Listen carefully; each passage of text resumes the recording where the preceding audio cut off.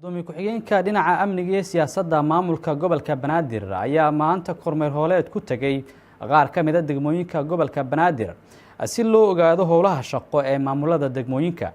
Mudane Maxamed Cabdullaahi Maxamed Tuulax ayaa waxa uu kormeerkiisa ku tagay degmooyinka Waaberi, Xamarweyne iyo Xamar Jajab ee gobolka Banaadir, waxaana uu ku micneeyay kormeerkiisa inay tahay isla xisaabtan iyo hubinta howlaha muhiimka ah ee loo hayo shacabka gobolka Banaadir. degmada Waaberi, Xamar Jajab iyo Xamarweyne kormeerkan wuxuu ku saabsanaa si aan u korgalno xaaladda shaqo ee degmada iyo maamulka degmada sida ay u shaqeeyaan.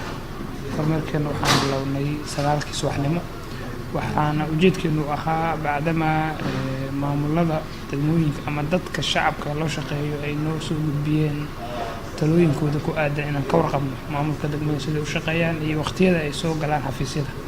runtii degmooyinka qaar waxaan ku aragnay maamulkii oo howlgalaya oo jooga oo ku-xigeenadii iyo gudoomiyihii oo jooga qaarkoodna sidii la rabay shaqo ahaan ma aha. marka ujeedkeenu wuxuu ku saabsanaa inaan annaga mas-uuliyadana saaran aan gudano oo ogaano gudoomiyaasha degmooyinka iyo maamulada degmooyinka iyo ku-xigeenadoodaba sida ay shacabka ay mas-uulka ka yihiin ay ugu qadmeynayaan.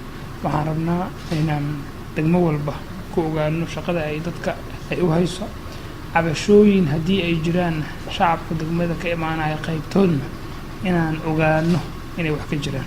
aad iyo aad aan u dhiirigelinaynaa haweenka, ururka haweenka ee 3 degmaba aan tagnay.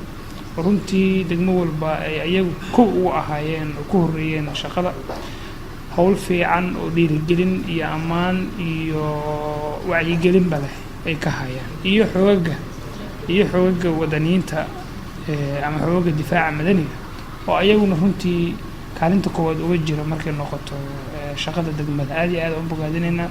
kormeerkaana waxaan ujeedkiisu yahay inaan ogaano shaqada degmada waana joogto subax walba.